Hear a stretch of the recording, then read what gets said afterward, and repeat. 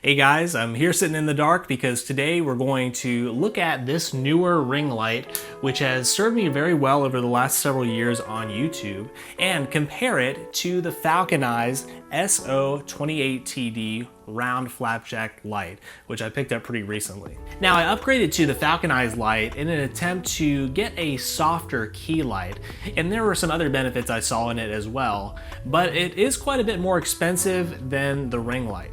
Today I want to do a side-by-side comparison of these two when it comes to using them as a key light. And I'm especially interested to see what the difference is in softness to find out if it was really worth upgrading to this Falcon Eyes light. But both are linked below if you want to check out the exact specs of them. Now, when looking at price, the Neewer ring light comes in around $90 right now, while the Falcon Eyes is upwards of $150. I think that's what I paid for it.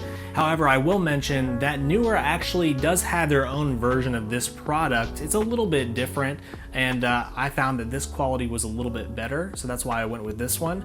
But if you do want to check that out, you can find it in the link in the description below.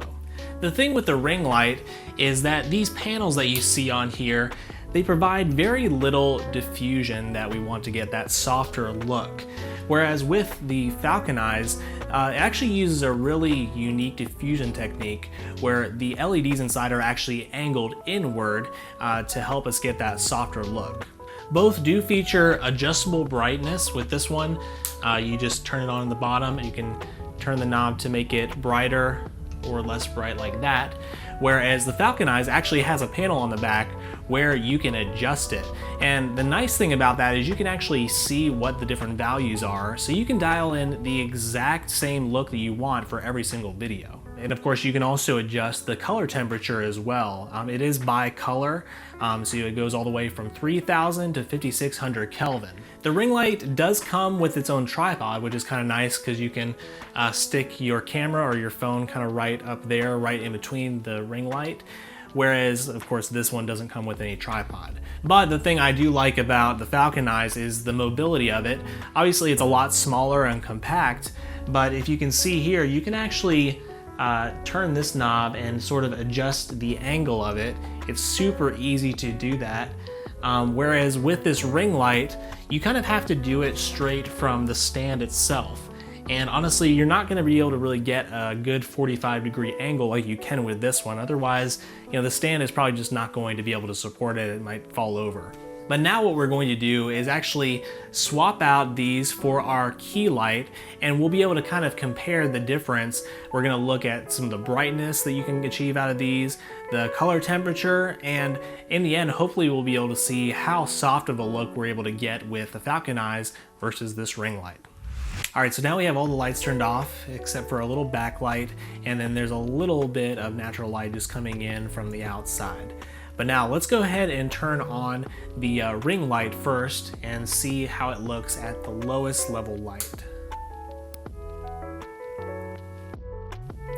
And for the Falcon Eyes, we're going to start off here at 1% brightness at 5600 Kelvin. So this is what that looks like. And compare the two.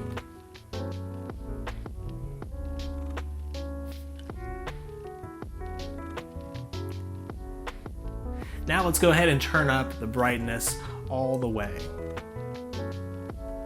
And now we have the brightness up 100% for Falcon Eyes.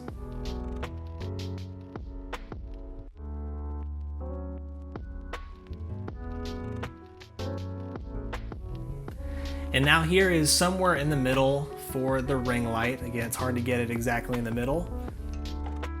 And now we've turned it down to about 40% brightness, which I found to be a nice happy medium for the Falcon Eyes.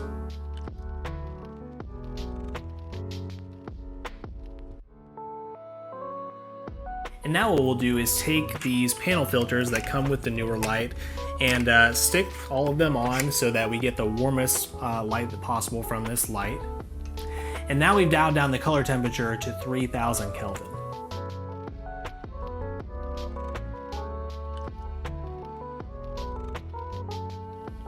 And now what we'll do to try and achieve a little bit of more of a balanced skin tone, we'll take two of those tungsten panels off and stick two of these back on to try and balance it out. And lastly, we brought the Falcon Eyes up to 4250 Kelvin, which I find gives kind of a nice balanced skin tone. One thing you've probably noticed is that the shadow on the right side of my face is more contrasted on the Falcon Eyes versus the ring light. The main reason for this is actually due to the size of the light. The large ring light ends up causing more spill on the right side of my face. Now, the Falcon Eyes being smaller actually allows you to have a bit more control and less spill.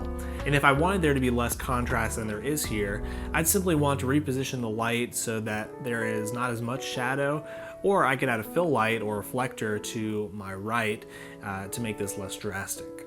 So this can make you think that the ring light is actually softer, but if we look more closely, especially at the shadow cast by my nose, the edges are softer on the Falcon Eyes example, but I'll admit it is pretty subtle.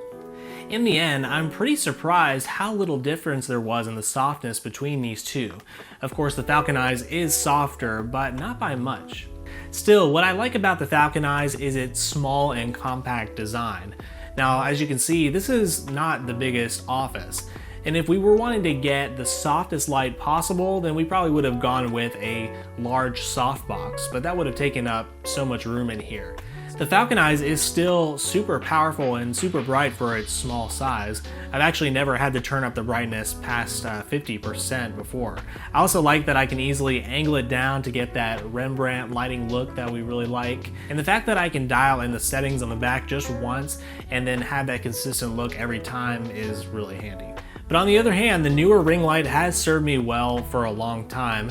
And honestly, I've upgraded several other things like my camera and gotten new lenses long before I ever even replaced this one. So I think if you're just starting out, it can be a great option. But I'd be curious to know if you notice much of a difference between these comparisons as far as the softness and the quality of the light. Let me know in the comments below, and also let me know which light you decided to go with in the end. If you found this helpful, please hit that subscribe button, and I think you'll also want to check out some of these other videos on screen next. Thanks so much, and I'll catch you next time.